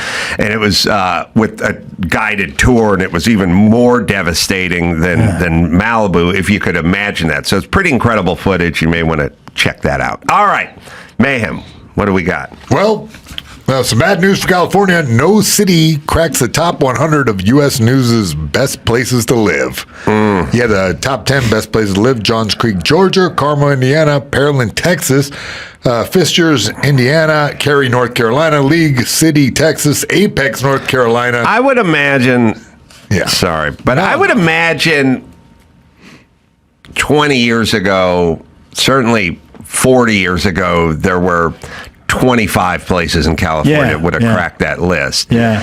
And then what we did is we just undid it with bad policy. Nothing changed in terms of topography, the ocean and the mountains and all that is all there. We just undid it with super shitty policy, which made it difficult and got us right off that list. And then some of the insurance companies pulling out probably.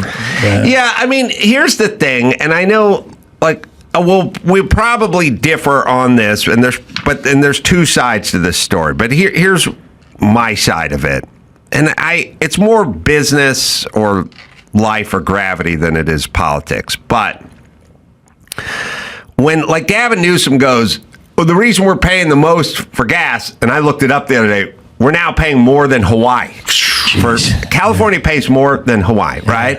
And then so you go, why are we paying more than Hawaii? They have to use tankers and bring it across the ocean to Hawaii, and it was always more expensive than us. And then Gavin Newsom goes, because the oil companies are gouging us.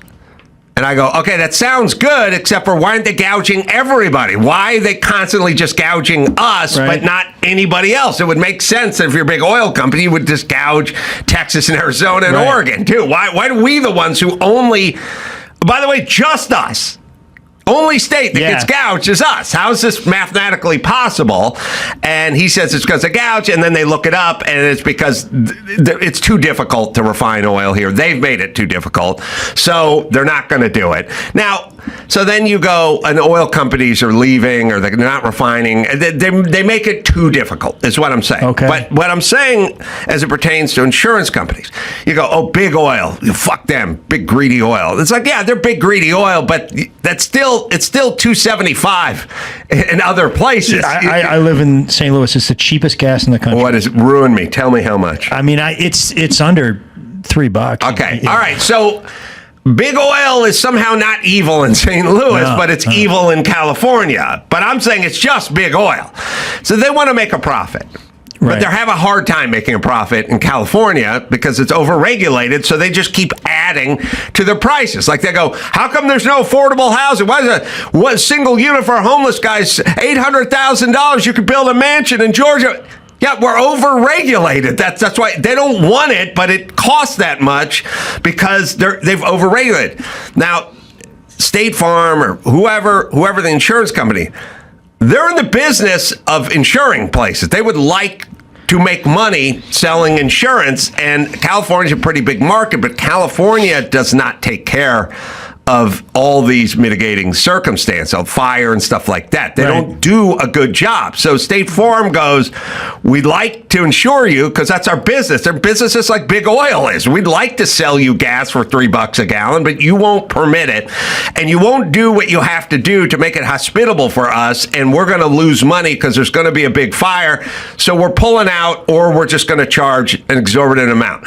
But State Farm does not have a bone to pick with just California, just like Chevron doesn't have a bone to pick with just California. Right. They made it so difficult to do business that these places pull out, and then we get angry at them for pulling out. But they just want to do business, and they'll leave. I definitely follow the gas thing. The insurance thing, is it because of policy, or is it because it's just there's just more natural stuff going on out here that you know, with fires and floods? Well, they don't think that, and I think it's been proven true that they're not mitigating. They're like, look, we need the forest thinned out. We need lots of stuff that you guys aren't doing. Right. I mean, look, if somebody said mudslides, if somebody said, hey, Adam, I want you to insure that house up in the Malibu Hills, and I'd go, well, is there dried brush all around it and stuff? Yeah.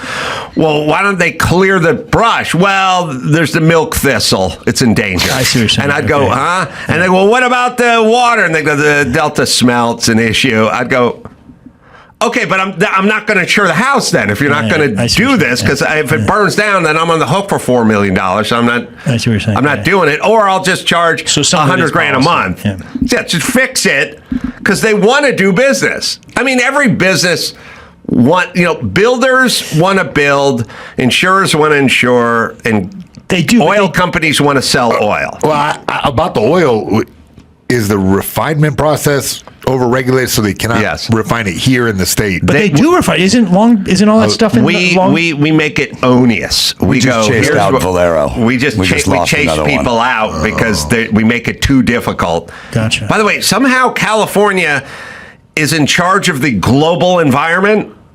I think we're in charge somehow. Like, we're going to affect India and China from Santa Monica and Long Beach. It's just us. Yeah. For some reason, they don't have to do it everywhere else. And then we chase them out. And then at some point, the politicians go, "What's going on?" Yeah. Like they do. You'll have a story with the film industry. It's like, "Hey, where'd you guys go?" Oh, that bothers me. It's like, we left. God, that bothers me so much, man. The film industry, Chevron, State Farm, they're all the same. They're just an industry that left because you made it too difficult to do business. And you want to know what's wrong with them? It's not them, it's you. You chase them out. So get your shit together, and then they'll come back. All right, sorry. No, let's jump right into that story that you referenced there. L.A. Mayor Karen Bass issues an executive order to keep jobs in Hollywood now. They do this weird thing where they go, look, we got a little careless. We didn't keep our eye on the prize. No, you got super greedy. Yeah. You got super greedy, and the people you got super greedy with left. And they went somewhere else. Taxing film production companies? You made it so difficult to film here, like you did with gas, like you did with insurance. You made it so difficult that you chase these people out. Now, do they want to make films? Yes, they want to make films. They have to go to Hungary to make films, but they're making films. They want to make films, just like insurers want to insure and refineries want to refine. That's their business. You just chase them out. That's the difference. Governor Gavin Newsom proposed a $750 million annual tax credit to keep jobs in L.A. and California, and Karen Bass' executive order is trying to support that. Yeah, I think we have a video clip, it says on my screen, of somebody talking about chasing people out. Little sound issue. Here we go. Question is, will it be enough? LA did not make it easy for us to shoot our movie. Meet Austin James Wolfe. You want to see the equation? He wrote, produced, and starred in this film and was committed to shoot here in Los Angeles, his adopted hometown. But it wasn't easy. Oh, you also have to pay a park monitor fee. You also have to pay a notification fee. And you also have to pay a film use fee. And I said, well, what about all the fees I just paid? They're like, oh, yeah, that was just the application. That was just for the right to film here. Now, if you actually want to film here, you have to pay these fees in 24 hours or we're going to take away your permit. And so I will be signing a new executive directive that will make it far easier to film in Los Angeles. Movies, television shows, and commercials. LA's Mayor Karen Bass announced her plan to increase Hollywood productions here. But so far, Wolf is not impressed. Her new proposals, I'll be honest, they sound like a lot of lip service to me. The mayor's directive would streamline processes to film around the greater Los Angeles area and lower fees. She All also right, you wants- can pause it for a second. See, they do this too. They go, hey, in terms of rebuilding the Palisades and Altadena and Malibu, we're going to streamline the permit process. So good news, right? It's like, I don't know. Why'd you fuck it up in the first place? So why'd you make it so difficult to pull a permit? Why'd you make it the Coastal Commission, all the hoops? Why'd you guys put all that in place in the past? And like, well, we're going to lift it temporarily. And it's like, why does it even exist? The point is way too many people making way too many rules. It's onerous. It's stilting. It stops business. And you want to know, like, what do the film industry and Chevron and State Farm and guys who do big commercial building, what do they all have in common? Well, they have the LA City Council, a bunch of fucking yentas making way too many rules, and they can't do business. That's what they all have in common. There's nothing filmmakers have in common with big oil, but they all have to obey their masters, and their masters make it impossible for them to do. And so then they leave, just like Toyota, just like Nissan. They just go somewhere else. The only difference between the film industry and Toyota, Nissan, Chevron, and everyone else is they all leave and they stay out. Yeah. Film industry guys, they go to Prague, they shoot for 6 months, save a few bucks, come back to LA, and then campaign for these assholes that are killing LA. That's the difference. They come back. Yeah. Samuel L. Jackson comes back and then votes for these people. That's the difference. The guys from Toyota don't come back and vote for these idiots. Yeah. All right, that's okay. Karen Bass also has another thing that's pissing me off. Yeah, too. Karen Bass, you're going to be real pissed at Karen Bass. There's LA City says no digital communication exists for the acting mayor during the Palisades fire. So there was no record of Karen Bass communicating with anybody while wildfire scorched a path of destruction through Los Angeles. She scrubbed it, right? I think. She deleted her stuff. Yeah, exactly. The KTLA tried to get records response, but no response was received. A million thoughts. First off, we got to get more women of color in positions of power so we can avoid all this. Oh, wait a minute. Okay. All right. That's number one. Wait a minute. What is that? No, it's not the answer. What I'm saying is we need qualified people of all colors. Yeah. The racist part is we go, if we had more women of color in positions of power, they would cure this. No, they fuck up just as badly as everybody else. Everybody else. Yeah. Or not. Yeah. Or they could be competent. I learned that in corporate America. And it's a tricky one because But if you're just going off skin color and sex, you're going to paint yourself in a corner. You're going to end up with Kamala Harris. I'm saying don't do it. Get competent people. Go with competent. I thought we were talking about Lorenzo Lamas. If Biden had tapped Lorenzo Lamas to be vice president, he's a helicopter pilot now. Do you know that? Lamas? No, Biden. We're going to tour the Grand Canyon. You coming? We're going tonight. We're going to Catalina. We'll be there in 10 minutes. It'll be awesome. Yeah. No, Lorenzo Lamas is a commercial helicopter pilot. Is he really? Well, first off, thanks for keeping up. I mean, I didn't know this. I didn't 1 minute you're an expert, and now it's like, ew. No. I mean, I was a Reno Reigns guy. I didn't know. Once that was gone. Okay. I'd go. I'm going today. He's in Manhattan giving tours. Is he really? Are you kidding me, man? There's nothing that guy can't do. Yeah. I wonder if he learned on set because there's got to be a situation where that was the only way out and he jumped in a helicopter. Yeah, I've shot movies where at some point I had to take control of the helicopter. It happens. Happens to Tom Cruise every movie. I would go. I wonder if you're allowed to ask him stuff about Renegade when you're in the. I don't see why else you would fly with him. I would be nothing but renegade. He'd be like, well, there's the Statue of Liberty. And I'm like, season 3 of that. When Chief Strongfeather tried to... Remember that part where he shot you in the thigh just so you could get away from the biker gang? Again, this here is where the East River... I brought a gallon of tap water. Could you just kind of take your shirt off? I can't. Well, once we land, come on. The FAA said that I can't do that anymore. You're wearing that hair pretty short these days, Lorenzo. Yeah, I know, but again, you know what? Screw the Statue of Liberty. I want to see the Badlands. Take me over the Badlands. Do you roam the Badlands in this Huey helicopter?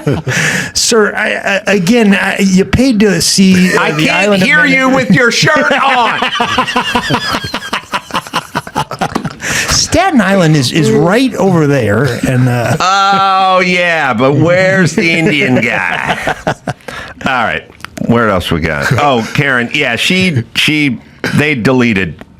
I don't know. Yeah, it looks like a cover-up. Well, did they delete them? I don't know.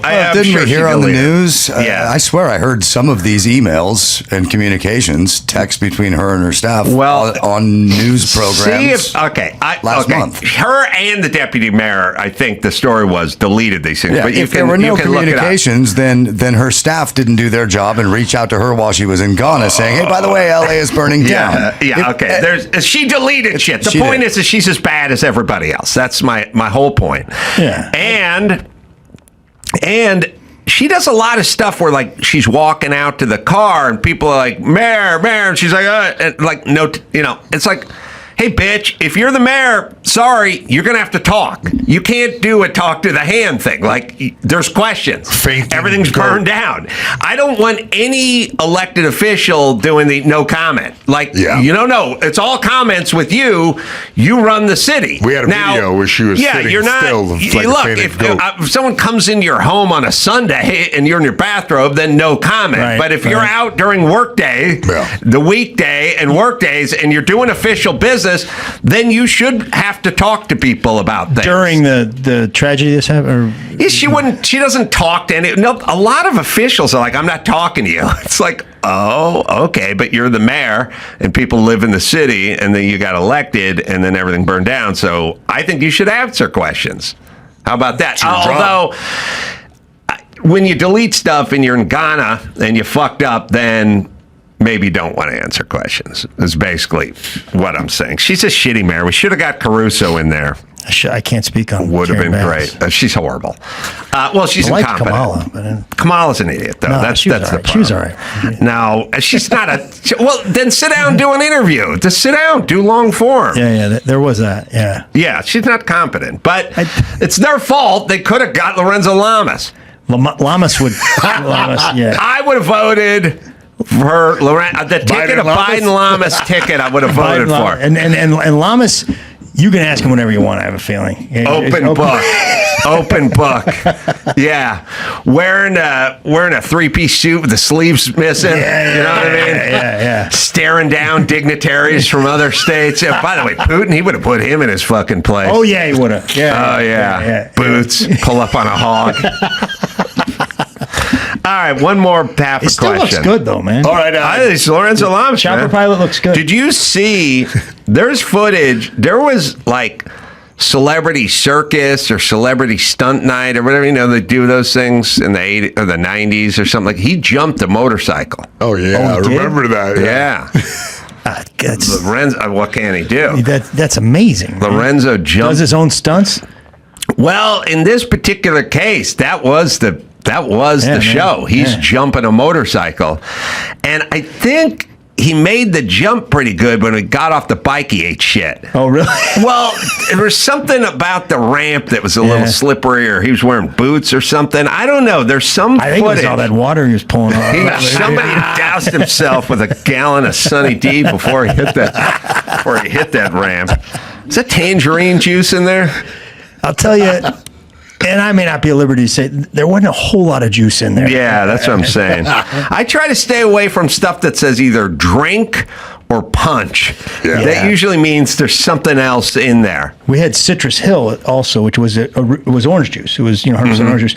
And when there was a freeze one time, there was a big meeting, and they were like, "Hey guys, it was a giant sales meeting. We're gonna have to take the price way up on Citrus Hill because there's an orange freeze." And somebody raised their hand. And they're like, "Is this going to affect the price of Sunny Delight?" And the guy goes, Yeah, the one orange that we use for all of Sunday. Right. Well, it was also funny. I used to love the Sunny D commercials because the kids would go into the fridge and they'd be looking, purple stuff, purple stuff, orange juice, Sunny D. Yeah. But it was a lot like the margarine and the butter. Like, the orange juice is orange juice. Sunny D is some sort of synthesized version of it. I never liked it. I thought it was weird. I would say out of all the products I sold, it was the one I didn't really get involved with. It tastes weird. I thought. Now, until they came out with California Citrus Punch, which was more like Tang. Oh, really? Yeah. Tang. It was not. It didn't have the fake pulp in it. Hold on, we cannot find this clip. Of well, let's see. What punch it in? Lorenzo Lamas jumps motorcycle. Yeah. Is that what we're Googling? The thing about Google is sometimes it doesn't exist, but then sometimes we're asking the wrong question. Yeah.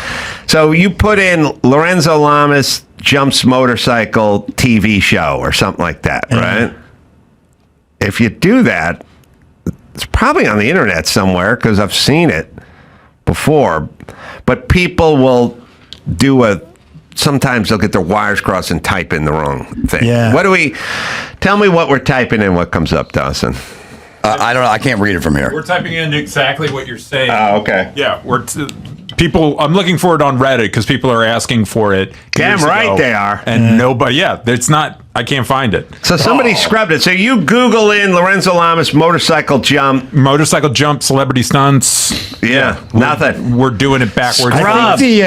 Scrubbed because it was probably a Fox show. And again, YouTube, all those big conglomerates go back and wipe their stuff. Oh, it probably was a Fox show. I think it was right around the same time they got rid of that Deacon Jones thing. Where like, or maybe the guy runs the helicopter charter in Manhattan. It's like, listen, Lorenzo, my boy didn't fall down. We don't like the optics of you eating shit. My boy didn't fall down. Yeah. All right. We found a video crashing. Making cracks, battle of network stars. We found another video. Look, any video of Lorenzo is a good video. Yeah. I mean, that much. Here's a nice one. Oh, it's him riding a bike and battle of the network stars. Distance ABC. That could have been you, Carolla. Could have been me. And dominant reigns, pedaling in unison, and yet using the Lorenzo. Lamas and Kennedy off the track. Oh, man. You would have been danger close to his onesie. Greg Fitzsimmons is on the Adam Carolla Show. Yeah, I never get the light in the mood thing. I feel like we should just do this. My doctor literally does it every time, and he's always got new material. I don't know where he's workshopping it. Maybe he's working with Rudy's guy. Could be. Yeah. Hey, speaking of material, I want to bring it up. My favorite episode ever of the Adam Carolla Show. Because if you don't know, Greg, I edit everything like the YouTube, the Rumble version. I edit. I didn't know that. Yeah, I edit everything for the show, video wise. Yeah. One of my favorite episodes of all time is you had just put out your special, and for 45 minutes talk to Adam about the process and how it took years to be able to hone this craft, and you're so proud of all this new material, and immediately smash cut to the next guest. I can't remember her name, but she said that she had put out a stand-up special and worked on it for 2 weeks. Oh, yeah. I can't remember her name, but the poise and grace you had to sit there and not choke her through the microphone. I go back and rewatch it every now and again, and I'm like, look at him just sitting there, like, you can see you wanted to freak out, but you were like, really, 2 weeks? That's all it took. She was Asian and from Canada, right? From Canada, and it was actually sublime how it wasn't even awkward. It was surreal and so funny that commenting on it would have taken all the energy away from it. Yeah. Just to hear, because 100% of the audience is thinking the same thing as me. Yeah. So to put a light on it would have been to ruin it. Yeah, there was one of my famous. I mean, many Mike August conversations where in advance I was like, I don't know who this person is. She's big in Canada, big on YouTube. But she doesn't have any YouTube stuff. She's big, you know. I was like, I don't know. I don't know that because I've never heard of her. Big in Canada. I'm like, she is. I can't find any evidence of that. Yeah. Turned out it's probably right. Now, there's an Asian woman who does crowd work on that. Somehow my TikTok feeds me.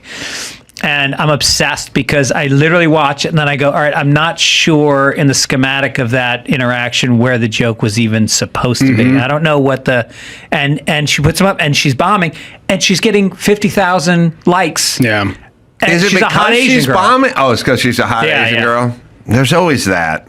I always tell my son, if you ever come back, you come back as a hot Asian girl. Oh, yeah. Scholarship money, all of it. Hairless. You know what I mean? No money wasted on waxing. No. Good. It's funny that they all drifted into that profession, yet they have the least hair. You think the Armenian women would have drifted into the hair removal business. Oh, you know I see what I'm you're saying? Interesting. Yeah. It's sort of like Jews being sports agents. Really? Did you play a lot of ball in high school?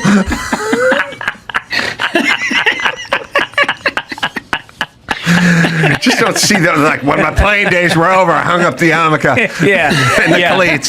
Yeah. When Irv Spielberg hit 9th grade, he decided he was going the agent direction. Right.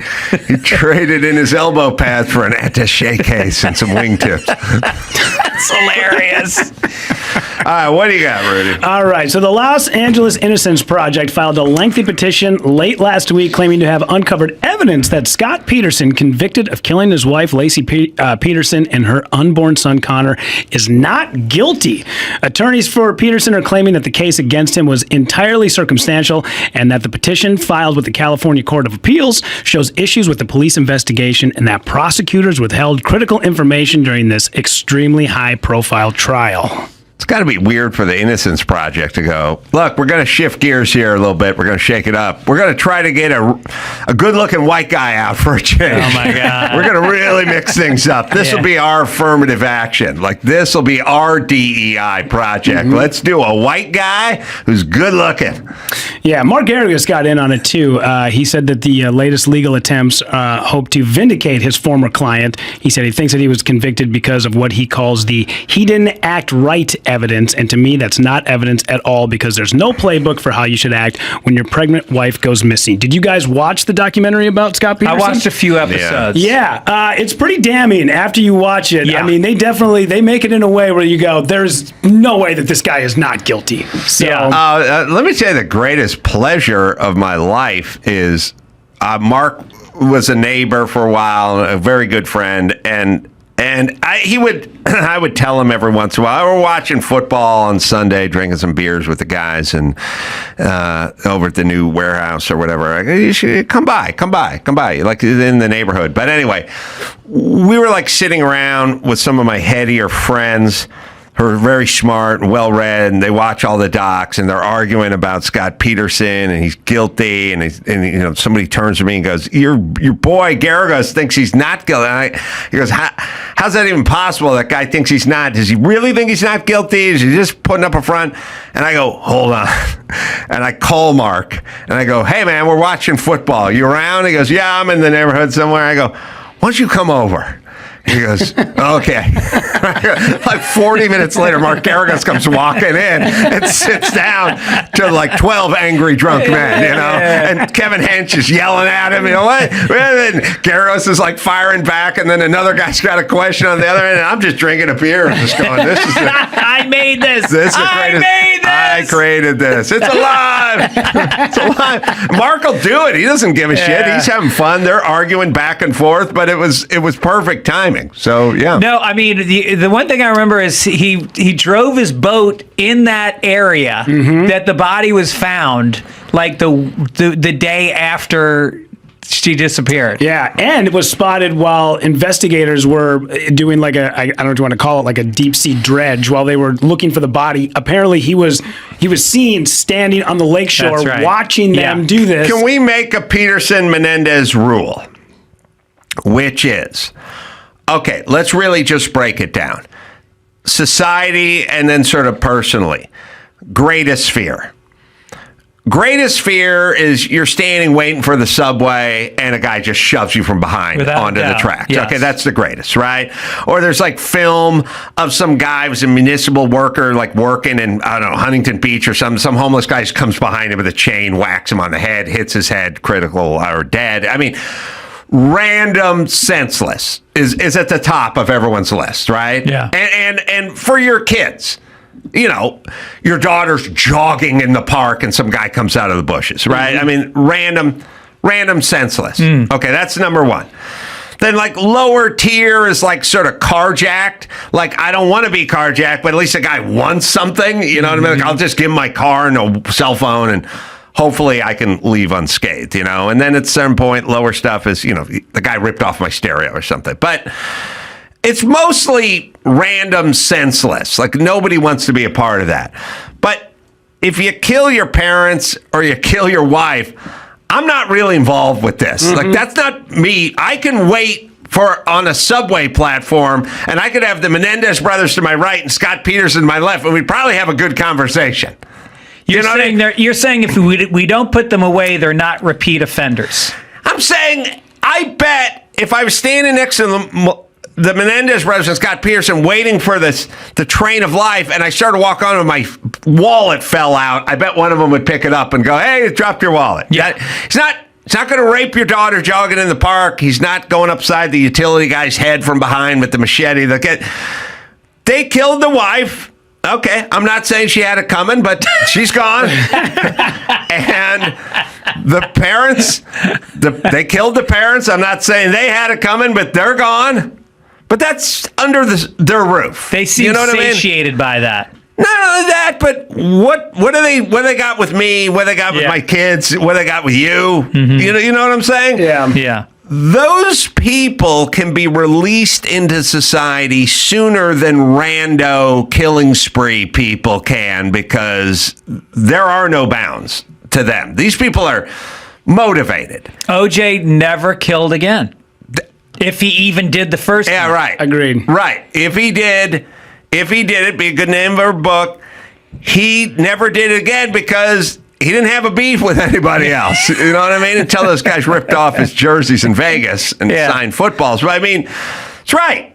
Most people, you know, like, okay, the wife poisons the husband, collects the insurance. All right, we're done. Sometimes she remarries and relives this thing. But I'm saying I would like a delineation between these kinds of people and then killers. You know what I mean? Like killers. Like, oh, these guys are ripping off this guy's catalytic converter, and he comes walking out and they just fucking waste him. You know what I mean? Like that's pretty senseless. You have a hair trigger.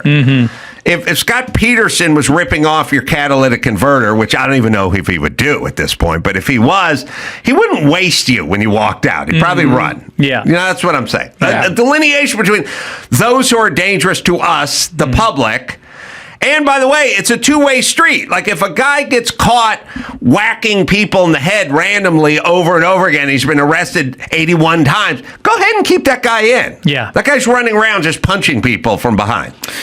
And my grandfather killed a guy back in the day, like a love triangle. Really? Yeah. So he was having an affair. Your with voice just got a little more gravelly. I know it did. I know. Did My you hear that? My grandfather killed a man. Shot and killed a man in cold blood. Yeah. Yeah. No, he killed a guy. He turned into Johnny Cash. Just to watch him die. Wait. Your grandfather killed somebody for what? Yeah. So it was a grandfather on my dad's side, which was a total mess. A lot of alcoholics, a lot of drug addicts. But my grandfather was having an affair with a woman. Her husband was in Alaska. He came home early because he had heard about it. This woman calls my grandfather. He comes to the house. They get in a gun duel out in the front yard up in northern Minnesota. He kills the guy. The judge says, we're not going to charge him because it was self-defense. And then there was like in the article, I don't remember exactly how it's worded, but basically the judge was like, and by the way, for anybody who wants to step in and kind of be a vigilante about this was a situation between three people. Keep your noses out of it. Really? Yeah. That's what I would say. That's old school judging right there. The Menendez was between four people. Keep your noses out. And Scott Peterson was between two people. And the dog. I think you used the word duel. I think it was a duel. Yeah. It was gentlemen. Yeah, it was, and he had one pistol, he fired it, emptied the clip, reached into his sock, grabbed another gun, killed the guy. I'm sorry, Greg. Killed the guy, pulled it out of his sock and shot a man point blank. Squoze 8 more into him. Went to Reno just to watch him die. If I kept a gun in my sock, do you know how many times I would mistakenly wash my gun? I'd be like, where's my Derringer? It's in the lint trap. God damn it. At some point, you'd hear a bullet shoot out of a lint trap, and then my old lady'd be pissed off. And stop fucking throwing your gun. My gun shrunk. God damn it. Don't wash it with the Reds. I got a pink gun now. I jerked off on my Glock again. Kept another gun in his sock. Yeah, that's pretty good. All right, what else we got? All right, so here's a video for you guys. A couple of identical twins from Australia are going viral after an interview they gave to a local news outlet. Is fucking great. Covering an alleged armed carjacker. Bridget and Paula Powers, they have the same voice, the same canes, and the same thoughts, and it's pretty wild to hear them talk in unison. Witnesses are recounting some of the drama that unfolded on the Sunshine Coast this afternoon. Two sisters have told how their mother and man raced to help when the carjacked SUV rolled on Steve Irwin Way, only to find the gun-wielding car thief emerging from the wreck. Here's some of what they had to say. And one guy, he was up there with our mum, and he went up there and he was coming back down towards us, and he goes, run, he's got a gun. And our heart started to pound, and I said, well, Mum, where's Mum? And poor Mum was stuck up there, but apparently our brave Mum, she goes, are you all right? Because he had all blood all over his face. And he goes, I'll shoot you. She goes, hey, I'm here to help. And Mum distracted him to make him look the other way, and he looked the other way, and Mum ran into the bush behind the fence. And the guy goes to her, I'll find you and I'll shoot you. All I was thinking about when we were running, I hope he doesn't fire. Yeah, we were so blessed. How close to him do you think you were? Well, see, he was up there, and we were past our when you driveway. Yeah. You don't think of all of that at the time. No, you just run for your life. Man, this is what it sounds like when I do those remote hits from the van on Fox. You get the earpiece in. There's a 2-second delay. You do the. Thanks for coming on the show, Adam. Yeah, first question. No, you go. Yeah. So, okay. All right. Thank you for coming on. All right, good night. That was Adam Carolla. You just have to learn it's amazing to because you watch, presidential coverage. They're outside the White House, and you're asking them questions. The studio's a mile away. Right. And there's a fucking 3-second. Meanwhile, you got a satellite in space taking out a Afghani troop. Take the shot in real time. It's crazy. But you do learn the rhythm of it, and your first time or two, you're talking through. Yeah. It's just, it only takes about a 1.5-second delay to fuck you up. Yeah. I'll tell you what's most interesting about this story, Dawson, if you play it again, all the way back to the news anchor. It appears they're big fans of Steve O from Jackass over there, because evidently they named a highway after him. Let's see if I can hear that again. Witnesses are recounting some of the drama that unfolded on the Sunshine Coast this afternoon. Two sisters have told how their mother and man raced to help when the carjacked SUV rolled on Steve Irwin Way, only to find the gun-wielding Steve O Way. He's fucking huge there. It's got a ramp. Every 100 yards is a ramp. Steve O Way over there. Someone's got to tell Steve he's got to pull up stakes and move where he's loved. Get out of Hollywood. Go down to Steve Steve-O way be the fucking king of Perth. Yeah, no speed limit on Steve-O way. No Next to way. Bam and Jarrett Dirt Road. That's right. All right, one more. One more. All right, let's talk a little music, huh? Gene Simmons is sick and tired of bands like Santana telling him to get off the stage. Gene Simmons was very candid about this. He said the Detroit Rock City singer, now 75, brought up Santana when answering a question about Kiss. Apparently, back in the day, Carlos Santana had a couple of choice words, and finally Gene Simmons reacted by saying, "I'm sick and tired of these bands like Carlos Santana looking at his shoes and thinking that's a rock concert." Which there has been a couple of times I've gone to see a few bands that are a little bit older, a little longer in the tooth. Three Dog Night, man, they basically prop those guys up there with Ken doll stands. But really? I saw Alice Cooper maybe 8 months ago. One of the best shows I have ever seen. In fact, blew Rob Zombie off the stage. It was amazing. Really? Dude, I saw AC/DC on Friday night at the Rose Bowl, and I kept joking after the show. They kind of mailed it in. They gave 1,000%, and Angus is wailing. There's a runway that he's doing what do you call it? The duck. Yeah, that duck walk. Duck. He's doing the duck walk. He's 70 years old, and he's going up a flight of stairs, and 2 hours and 15 minutes nonstop. Here's They a bigger sounded question. amazing. What's going on with you guys in your amazing lives? Like, I watch Love on the Spectrum beat off and went to bed at 9:30. What is this going on tour with groups and seeing all these shows? How do we do this? I think it's just the methamphetamines. It just makes me want to do stuff.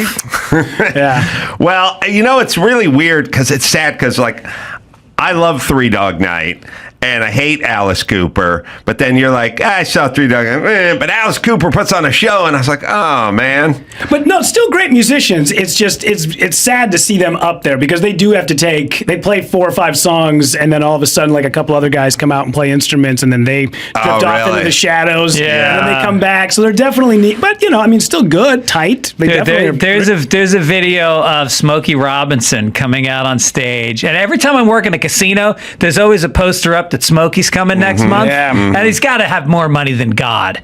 And I don't know how old he is, but they show him on stage.